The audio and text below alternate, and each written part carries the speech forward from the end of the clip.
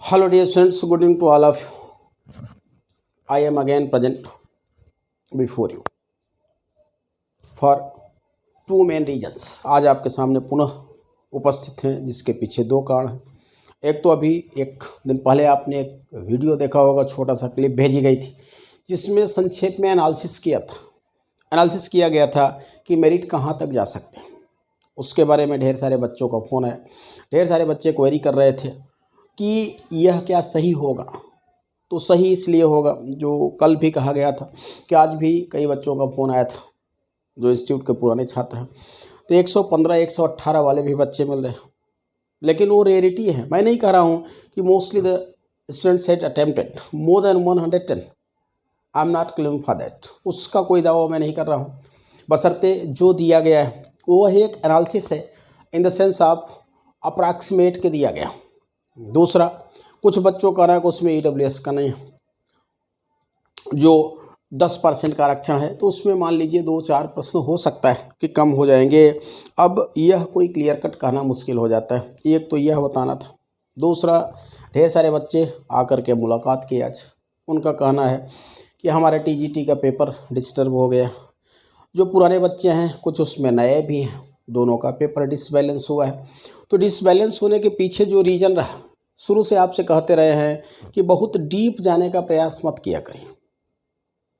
आपको graphic study बताया जाता है कि try to study according to the graph.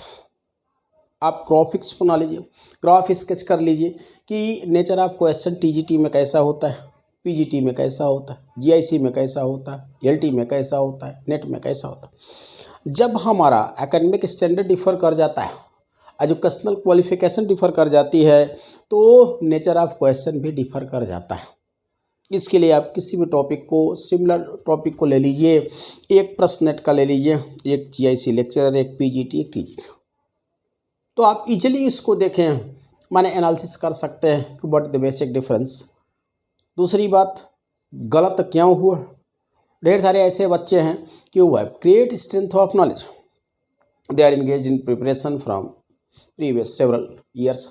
वो कई सालों से लगे हुए हैं, तब भी उनका पेपर डिस्टर्ब हुआ. तो डिस्टर्ब क्यों होता है? देखिए, जब परीक्षा में हम जाएं, अक्सर स्वामी विवेकानंद जी का एक कोटेशन आपके सामने रखते हैं कि विजेता वह होता है जिसके अंदर विजयी होने का भाव होता है. तो पहले अपने अंदर एक कॉन्सेप्ट को राइज करना पड़ता है. कैसा है? Vector, I am winner, I am not loser, and surely I will win this task, I will win this exam, I will qualify this exam. हम इस एग्जाम को जीतेंगे, हम इसको क्वालिफाई करेंगे. अब देखें, जब हमारे अंदर यह फेथ आ जाता है, then what we have to do at the time of exam in the classroom. हमको क्या करना चाहिए? तो आपको बताया जाता है कि जो सबसे बड़ी चीज़ होती है वह क्या होती है? वह पेशेंस होती है. Don't lose your patience at any cost. Suppose that what is the real worth or nature of the question, what is the real standard of the question in your booklet. हो सकता है कई बार ऐसा हो जाता है, बुकलेट सीरीज आपको B मिली कि C मिली कि D. शुरू के 5-7 प्रश्न ऐसे आ जाते हैं कि जो आपसे नहीं बने.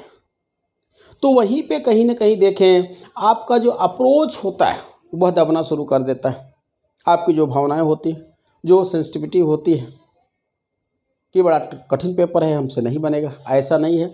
अभी 10 तो टफ आ गए हैं, तो आगे देखेंगे 2500-30 काफ़ी कुछ आसान होंगे. लेव देम बिहाइंड, उनको पीछे छोड़ करके आपको आगे बढ़ जाना चाहिए.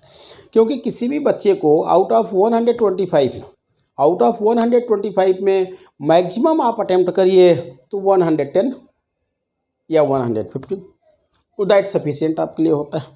105 भी है तब भी सिलेक्शन हो जाता है.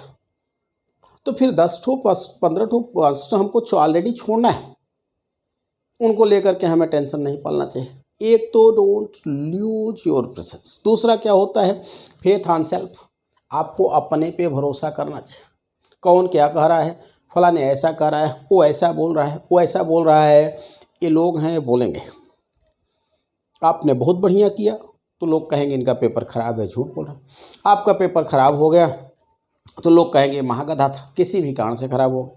कई बार बनता हुआ प्रश्न बच्चे गलत कर देते हैं, तो लोगों की नहीं सुननी चाहिए. ये दुनिया है, ये लोग हैं, ये तो बोलेंगे. हो सकता है आपके फेवर में बोले, हो सकता है अपोज में. परीक्षा हाल में हमको फेथ ऑन सेल्फ करना पड़ता है, फेथ ऑन और स्टडी करना पड़ता है. फेथ आना और स्ट्रेंथ ऑफ नॉलेज करना पड़ता है। कहीं ना कहीं आपने जितना ज्ञान ग्रहण किया है आपको उस पर भरोसा करना चाहिए, उसके बाद फेथ ऑन गॉड करना चाहिए, ईश्वर पे भरोसा। कहीं ना कहीं देखें तो greatest object of mental peace for the man, उससे बड़ा मानसिक शांति के लिए कोई है नहीं उपादान। जो नेक्स्ट आता है faith on your teacher, what was being taught you, आपको क्या पढ़ाया गया था उस पर भी भरोसा करिए। कई बार ऐसे प्रश्न आ जाते हैं जो सराउंडिंग से होते हैं, हमसे नहीं बनते हैं, हमसे नहीं बनते हैं। तो जब नहीं बनते हैं तो उनके लिए फिर हमको बैकग्राउंड में जाना होता है, हमको बैकग्राउंड में जाना होता है। अब चूंकि पीजीटी इंग्लिश का एग्ज़ाम 18 अगस्त को है, तो 18 अगस्त को पुनः आपको परीक्षा में जाना है। ढेर सारे बच्चे आज भी मिलने आए थे, तो मैंने समझाया कि आप अपने को हेजिटेट मत करो, अपने को किसी भी सूरत में आपको डिप्रेस करने की ज़रूरत नहीं, अपने को किसी भी सूरत में आपको डिप्रेस करने की ज़रूरत नहीं। अपना विल पावर, अपना मोरल स्टैंडर्ड हाई रखें, आप हर हालत में सेलेक्ट होंगे। कहीं भी पढ़ें, देखिए कोई भी टीचर होता है, जितना उसके अंदर मैक्सिमम ज्ञान होता है, नॉलेज होता है, या स्टोर ऑफ नॉलेज होता है, स्ट्रेंथ ऑफ नॉलेज होता है, वह चाहता है कि to provide to his students. हर एक टीचर प्रयास करता है मैक्सिमम अपने बच्चों को फैसिलिटी बने, जो स्ट्रेंथ ऑफ नॉलेज है उसको ट्रांसफ़र करने का, देने का। जैसे एक गार्जियन होता है, फादर होता है, वह चाहता है कि to provide the best facility for our children. हम अपने बच्चों को मैक्सिमम अपने से बेटर फैसिलिटी प्रोवाइड करने का प्रयास करते हैं, तो हर एक टीचर प्रयास करता है। अब हो सकता है डिफरेंस कहाँ रह जाता है, डिफरेंस रह जाता है अकॉर्डिंग टू द एक्सपीरियंस। एक तो अनुभव बड़ा माने रखता है, वैसे भी आप लोग पढ़ते हैं कि experience is the best teacher, अनुभव माने रखता है। दूसरा स्ट्रेंथ ऑफ नॉलेज, ज्ञान ग्रहण किन्होंने कहाँ तक किया है। लेकिन एक बात हमेशा ध्यान रखें, चाहे टीजीटी हो चाहे पीजीटी, बहुत सतही चीज़ें आती हैं। अभी टीजीटी का एग्ज़ाम हुआ, आप देख लें, 2-4 प्रश्न को छोड़ दीजिए तो मैक्सिमम काफ़ी कुछ आसान प्रश्न आए। जैसा कि आप जानते हैं, आपको अक्सर समझाया जाता है कि पेपर 3 पार्ट में बनता है। एक तो लगभग 50-60 प्रश्न, 70 प्रश्न ऐसे होते हैं जो काफ़ी कुछ इजी होते हैं, जो चंकलेट्स newcomer in the field of competition के लिए होता है। उसके बाद उससे टफ होते हैं जो थोड़ा सीरियस हार्ड वर्किंग नेचर के स्टूडेंट्स हैं, और उसके बाद 15-20 प्रश्न जो टफेस्ट होते हैं, वो जो एक्स्ट्रा लेवल के एक्स्ट्राऑर्डिनरी उनके लिए होता है। तो एक तो यह है कि आप 18 को फिर अपीयर हो रहे हैं, तो हमारी तरफ से ढेर सारी शुभकामनाएं हैं। पेपर बढ़िया होगा, क्योंकि पीजीटी में हमेशा गेम चेंजर कौन प्रूफ सिद्ध करता होता है, वह आपका लिटरेचर पोर्शन होता है।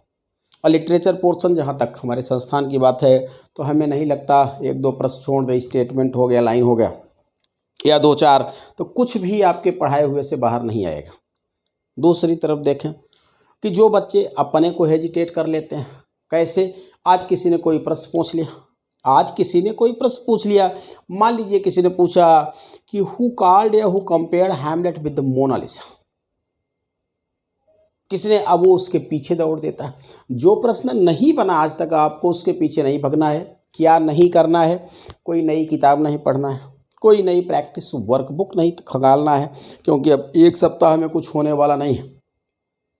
जल्दी जल्दी जो आप पढ़ेंगे तो वह जल्दी जल्दी भूल भी जाता है, जल्दी जल्दी भूल भी जाता है। जो अक्सर आपको एक कहावत सुनाते हैं, खरी ढरी in heat of hope, everything is living behind, सब कुछ छूटा जा रहा है, जल्दी करो, कुछ भी नहीं नया करना है। सतही चीज़ों को केवल आपको रिवाइज करना है, केवल दोहरा लेना है।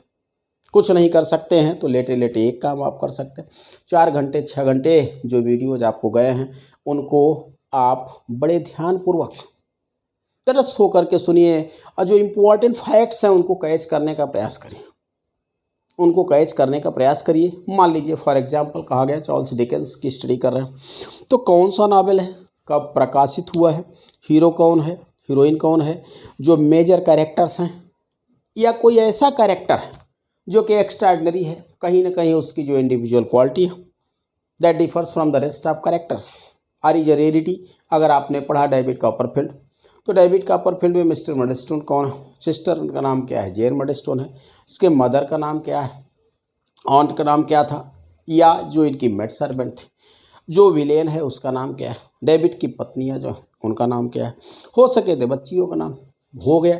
तो जो मेजर चीज़ें हैं अब आपको उन्हीं पे फोकस करना है। जैसे ही कोई उपन्यास आप पढ़ते हैं तो स्टोरी तो आपको वैसे ही याद आ जाती है। तो बहुत ज़्यादा नई चीज़ें नहीं पढ़ना है, ना अपने अंदर भटकाव ले आना है, ना किसी दूसरे की बातों को बहुत ज़्यादा तवज्जो देना है, क्योंकि इस समय पे मिसगाइड करने वाले भी बच्चे। दूसरा देखें, eight the time of exam, परीक्षा हाल में भी आप दूसरे पे अपने से ज़्यादा भरोसा करते हैं। यही रीज़न होता है, हर एग्जाम में मैं देखता हूँ 4-6 बच्चे ऐसे आते हैं जो कहते हैं इतना बनता हुआ प्रश्न मैंने गलत कर दिया। क्यों मैंने गलत कर दिया? Taking the suggestion of my neighbour, जो बगल में बैठा था उसने कहा इसका नहीं ये होगा। हमने कन्फर्मेशन के लिए, कन्फर्म करने के लिए उससे पूछा तो उसने कहा यह नहीं, इसकी जगह क्या होगा, यह होगा, और मैंने लगा दिया, बाद में गलत हो।